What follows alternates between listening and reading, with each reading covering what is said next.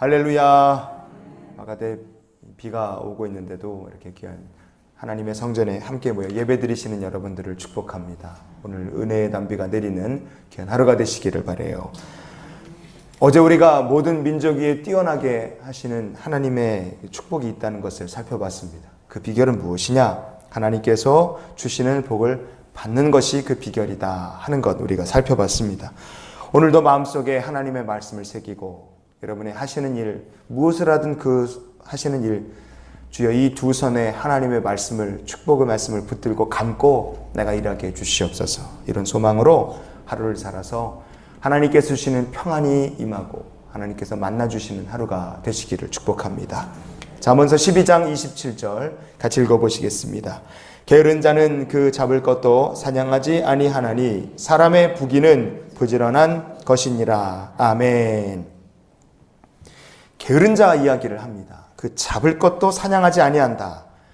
이 게으른 자는 과연 무슨 얘기를 하려고 게으른 자 얘기를, 성경에 이 잠언서를 보면 게으른 자 얘기가 굉장히 많이 나와요. 뒤로 가면 갈수록 게으른 자 얘기가 쭉 나오는데, 게으른 자에 대해서 한번 전체적인 그림을 한번 우리가 그려보는 시간이 됐으면 좋겠어요. 게으른 자다. 이 27절에서 게으른 자라고 번역된 히브리어가 레이야흐라는 말입니다. 이 말은요, 슬랙네스라고 해서 직무태만을 한다, 그런 뜻이에요. 그러니까 할 일이 없어서 빈둥빈둥거리고 게으름 피는 그런 게으름이 아니라 해야 될 일이 있고 지켜야 될 의무가 있고 마땅히 자기가 해야 될 사명이 있는데 그거 안 하는 겁니다. 그게 바로 이 게으른 자라는 뜻이에요. 해야 될 일이 있고 마땅히 지켜야 될 의무가 있는데 아무것도 안 하는데 어떤 상태인가? 사냥하지 아니한다 그랬어요. 게으른 자가 사냥하지 아니한다. 사냥하지 않는다는 말이 로, 야할로크라고 되어 있습니다. 로, 영어로 하면 no, not 그런 뜻이에요. 그리고 야할로크라는 말은 시작한다는 뜻입니다. 그러니까 이 사냥하지 않는다는 것은 시작도 하지 않는다 그런 뜻이에요. 게으른 자가 사냥하지 않는다 이렇게 붙이면 뭐가 되느냐? 게으름이란 무엇이냐? 마땅히 해야 될 사명이 있고 지켜야 될 약속이 있고 자기가 분명히 맡은 바 분명히 해야 될 직분이 있는데 그거를 시작도 하지 않는 사람이다. 그게 게으른 자입니다. 이게 우리에게 영적으로 어떤 의미가 있겠습니까? 우리가 마땅히 지켜야 될 의무와 사명이 있음에도 불구하고 그거 시작도 하지 않으면 그게 영적으로 게으른 자다. 그런 뜻이에요. 존 데이비드 록펠러 1세, 아마 역사상 가장 큰 부자 중에 한 사람일 겁니다. 이 록펠러는요 33살에 백만장자가 됐습니다. 지금 시대의 백만장자가 아니라 100년 전의 백만장자면 이거 이 사람이 가진 재산이 얼마나 많은지 평생을 다 써도 못 쓸 돈을 33살에 벌었어요. 43살에 미국 최고 부자가 됐습니다. 53살에 전 세계 최고 부자가 됐어요. 53살에 모은 돈이 얼마나 많으냐? 우리가 다 아는 우리 시대의 부자, 빌 게이츠나 워런 버핏 같은 사람들의 재산, 그 두 사람의 재산을 합친 것보다도 많은 재산을 록펠러가 가지고 있었습니다. 그러니 이분의 부유함이라는 건 상상을 초월하는 거예요. 근데 록펠러는 항상 53살에 전 세계 최고 부자가 됐음에도 그의 마음속에는 늘 이런 고백이 있었어요. 무언가에 늘 쫓기는 것 같은 삶을 산다. 이분의 마지막 유언 때 그런 얘기가 나와요. 55살 때까지 무언가에 늘 쫓기는 삶을 살았다. 그렇게 얘기를 해요. 근데 어떤 계기가 있어서 그의 삶이 쫓기는 것 같은 삶을 털어버리고 정말 행복한 삶을 살 수 있게 됐느냐? 55살 때 암에 걸립니다. 불치병이라고 의사가 얘기했어요. 병원에 진료받으러 갔는데 의사가 6개월 얘기했습니다. 6개월. 시한부 6개월. 전 세계 1등 부자인데 6개월 산다니까 답이 없는 거예요.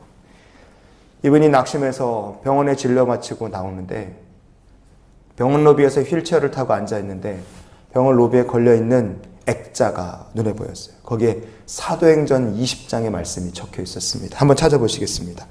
범사에 여러분에게 모본을 보여준 바와 같이 수고하여 약한 사람들을 돕고 또 주 예수께서 친히 말씀하신 바 주는 것이 받는 것보다 복이 있다 하심을 기억하여야 할지니라. 아멘.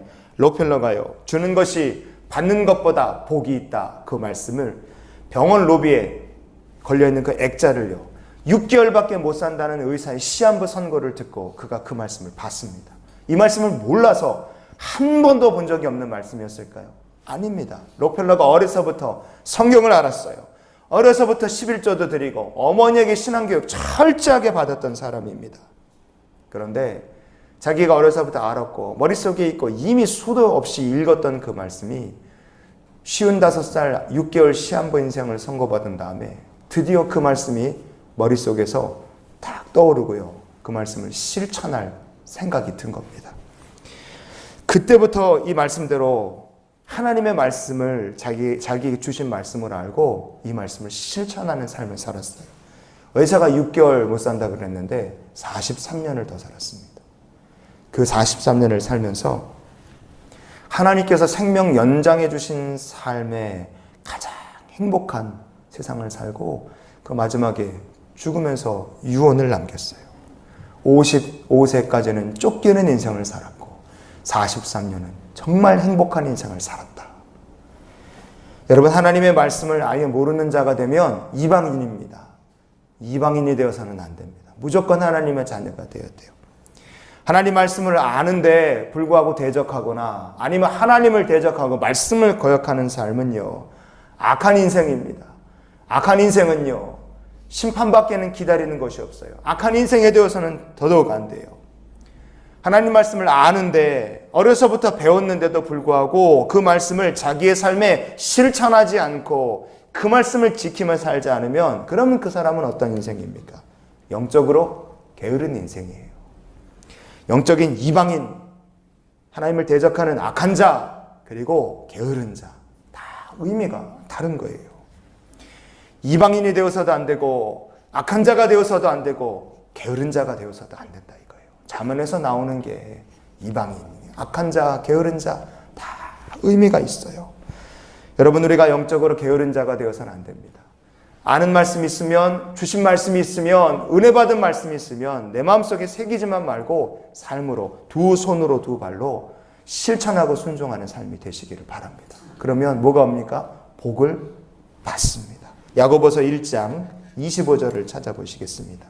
자유롭게 하는 온전한 율법을 들여다보고 있는 자는 듣고 잊어버리는 자가 아니요 실천하는 자니 이 사람은 그 행하는 일에 복을 받으리라. 아멘. 여러분, 그 하나님의 말씀이 사람들이 이렇게 올무가 되고 이거 율법은 죽이는 거다 그러는데 초대교회 성도들은요, 실천하지 않는 율법이 사람 죽이는 거지 실천하는 율법은 생명의 말씀으로 다 알고 살았습니다. 예수님께서 읽으신 성경은 율법의 구약 성경 말씀이었어요. 그 말씀으로 예수님 복음 전하셔서 우리가 다 구원 얻은 줄 믿습니다.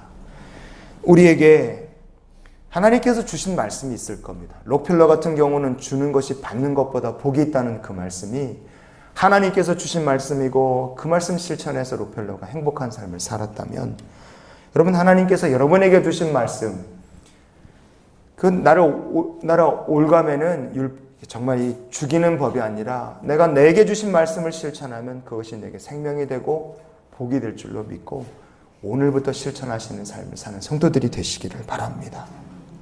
하나님과의 관계에서 이방인이 되지도 말고 악한 자가 되지도 말고 알면서도 순종하고 실천하지 않아서 영적으로 게으른 자가 되지도 말고 주님과의 관계가 온전하고 건강한 우리 모두의 삶이 될 수 있기를 주님의 이름으로 축원을 드립니다. 기도하시겠습니다.